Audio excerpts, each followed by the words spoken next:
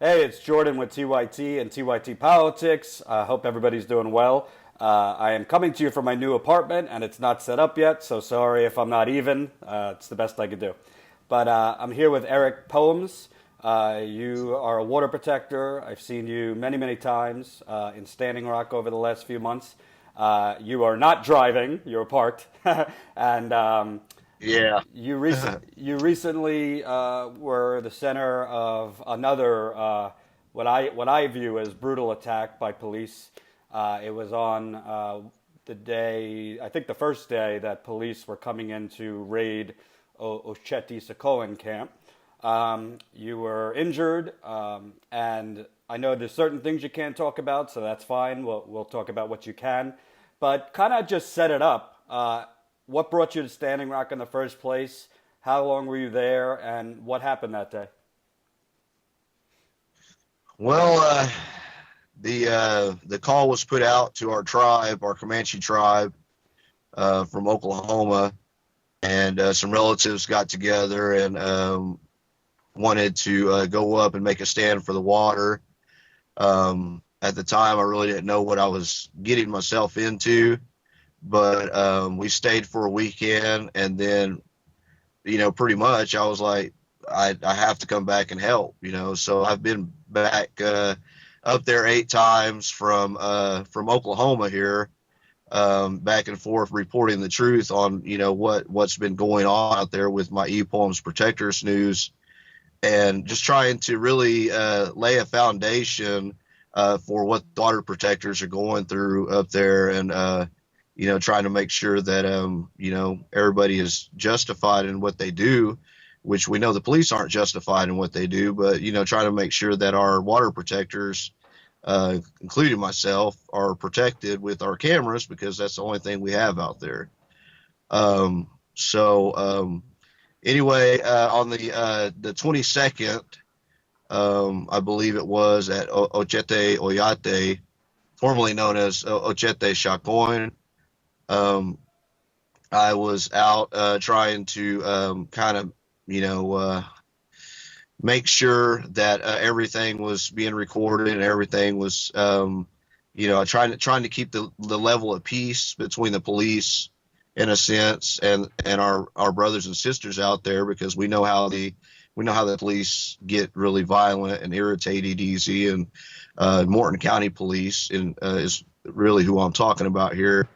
And so anyway, that day, the police decide that I'm trying to tell them some truths to the matter, of how we are being treated, trying to see it trying to get them to see it from a water protector's perspective, and maybe we could get somebody to listen. And I had a few of the officers listening from, I don't know if they were Morton County officers or what, because they don't wear name badges. Anyway, I felt like I was touching a few of their hearts, and before I even had a chance, I got bum rushed and got assaulted. You're honorable. You're an honorable man. I know you have a job to do and a family to provide for, but why do it with protected oil? That's all we're trying to do, sir, is protect the water. I know you're looking at me, and I know you just shook your head yes, because you have a heart. You have a soul, and I know you look like a very prayerful man. Why don't you be honorable and set down your badge right now in front of 6,100 people?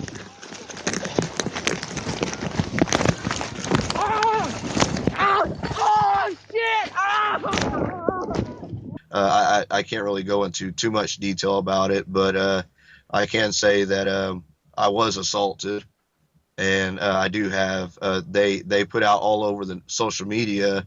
The Morton County PD put out all over the social media. Kyle Kirchmeyer, the sheriff there in North Dakota, and a lot of the other officers put out that I didn't have a broken hip, which, yeah, they was right in a sense. I didn't have a broken hip. I had a broken pelvic bone. So they made Now I can talk about after the arrest. So after I was arrested and I kept yelling, telling them that I had a broken hip, they made me get up and walk away. I had to say hop away with my left leg dragging behind my back. They surrounded me. That way, no other of our people could record what was going on. To cover themselves. And I was not only put back on the ground once, but I was put back on the ground about 3 times with knees put into the back of my neck, knees put to me, and everything else under the sun. Pictures taken of me while I was on the ground screaming in pain. Being made fun of by the police department, and so on and so forth. I want to move backwards for a second. So, I watched what happened a few times. So you might not be able to talk about it, but I could set it up. So essentially, from what I see, you were on the highway right in front of the camp, and you were doing what a lot of people have done, including me, asking police why it is they were doing what they were doing, why it is they have billy clubs out, essentially peacefully. You were not even really that close to the police. There was a couple hundred yards in between you and the police. But you had your camera up and were asking them questions, which, according to the First Amendment, is not a crime. And from what I see, you were kind of out of nowhere bum rushed. I don't know if it was from behind you. It's kind of hard to tell by the camera angle. And I couldn't tell if it was one police officer, several, but you're beaten. And then after that, as you're screaming because you thought your hip was broken, one of the officers said, I told you enough. This game is over, something like that.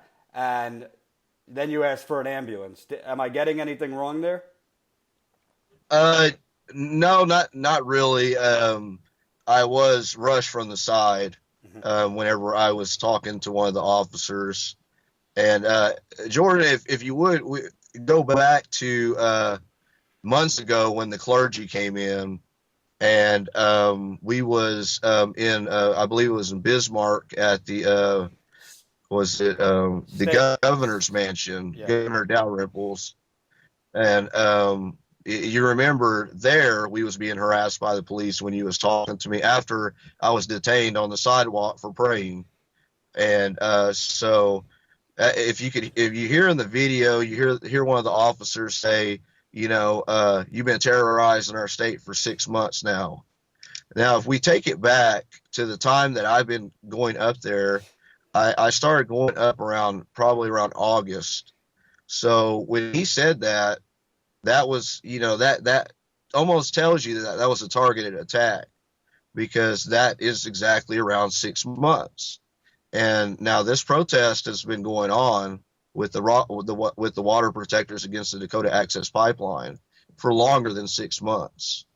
Now, I believe that the officer that said that was one of the officers that pulled up that day when we was actually standing out there doing an interview in front of the state capitol in Bismarck.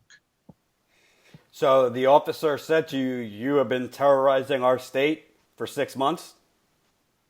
Yes, sir. He sure did. If you replay the video after the attack, you can hear him. Somebody pick up my phone, and you can hear the officer say, "You've been terrorizing our state for 6 months." All right, so just cut your stupid shit. My hip is probably broke, sir. Well, I'm not playing.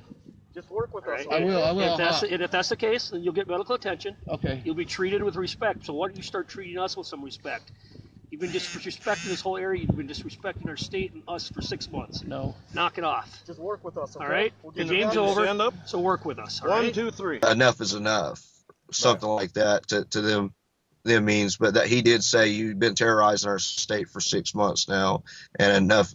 This is enough, And then when I was asking for an ambulance and asking them to, carry me wherever I needed to go to the ambulance or bring the ambulance to me, they told me, they said, well, you can You can walk out of here. You walked in here.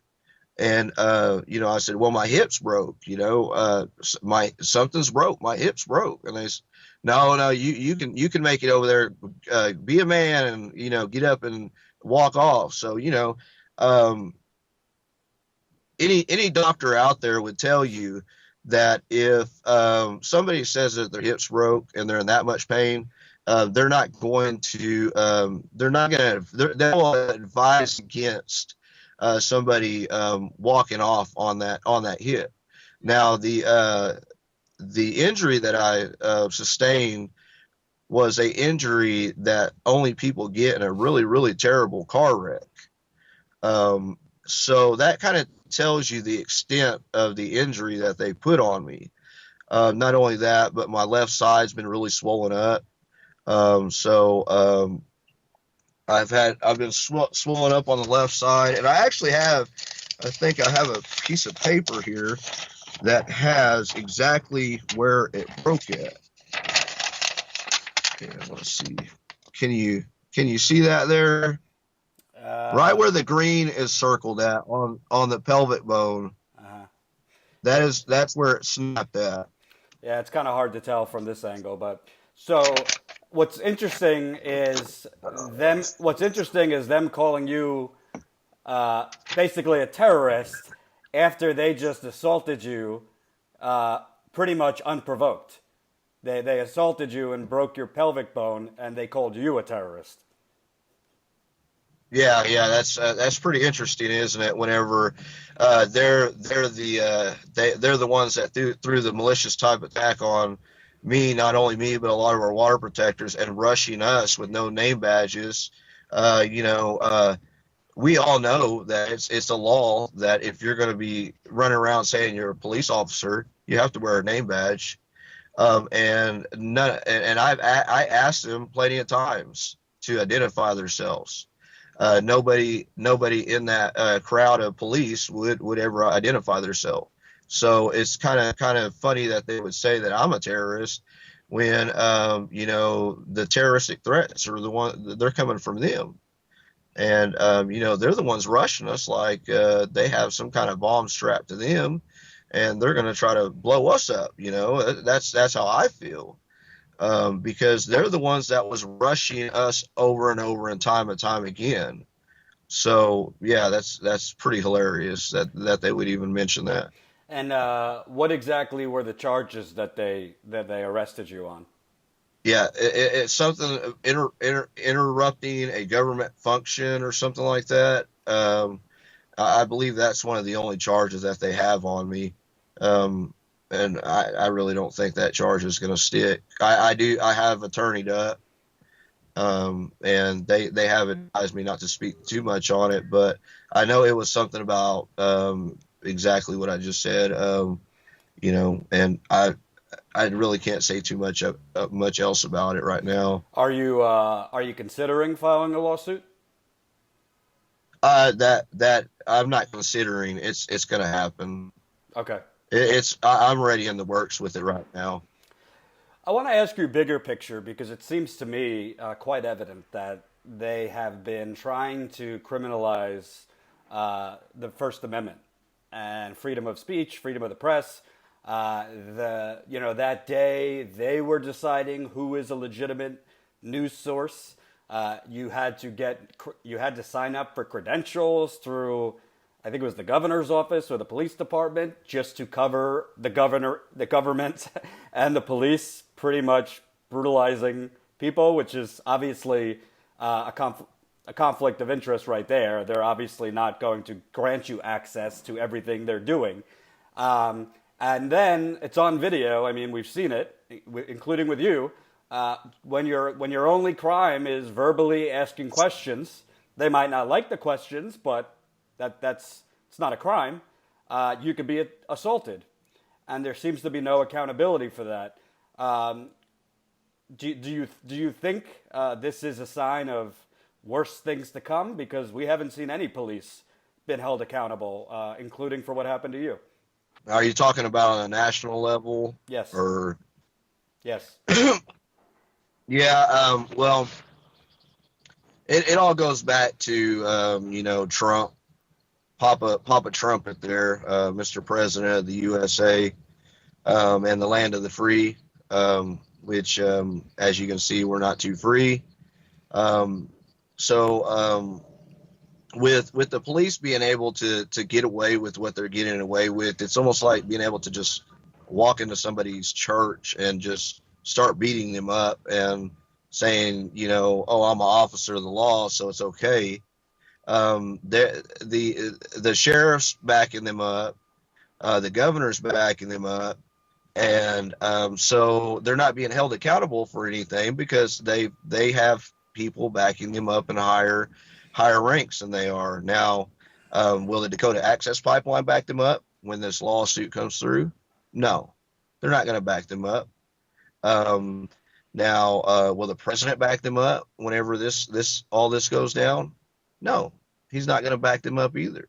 What they don't know is they're just a puppet, and Dakota Access and the president are just the puppeteer. And so, they're going to continue to do what they're doing, and if they continue to get be allowed to create these acts of violence towards not only our water protectors but the citizens of the United States, then yeah, I really feel like there's worse things to come. And that's sad to say because like I said, we're supposed to be the land of the free, not the land of the unfree. And we're supposed to be the people that have the rights, the United States citizens. And the day that when I was standing there and I was talking to the officers, I told them, I said, that badge says to protect and serve. I said, you serve me. You serve the United States of America's citizens. We pay for you to do what you do to serve us. And we had this conversation, you and I had this conversation before, and but it seems like they forgot their place, and they forgot that they serve us. I really think that because they're not being held accountable for what they're doing and acts of violence and the atrocities that they're creating amongst our people and to our people, that as long as they're not held accountable for anything that they're doing, it's going to get way, way, way worse. And, pretty soon we're not going to be able to walk out our door without an officer saying they're trying to intimidate us. I'll respectfully disagree with you on one part. This was going on way before Trump became president. Even under President Obama. Oh, yeah. These officers were out of control, vigilante justice, and not a damn thing was done. So I agree it's not going to get any better. It's probably worse under Trump. But let's not give Obama a pass. My last question. No, I'll go ahead. I'll agree with you on the Obama thing. I should have probably played it back further than Obama, because this has been going on for quite some time. And Obama, I'll have to say about Obama here, Obama, he did not do our people any justice, like he said he was going to do. He stood there in the limelight and did nothing for our people, saying that he was going to help the Native people, and he did nothing. What did he say? I'm going to sit back and wait it out or something like that. Right. Who is going to wait something out when Native American people, the people that have been on this land for hundreds of years, who's going to wait that out? Who's going to literally wait that out whenever the government that he is supposed to be over is supposed to be here protecting the people on Native indigenous land? And so, yeah, I do agree with you. Obama wasn't no better for our people. If anything, he might have been worse for all I know.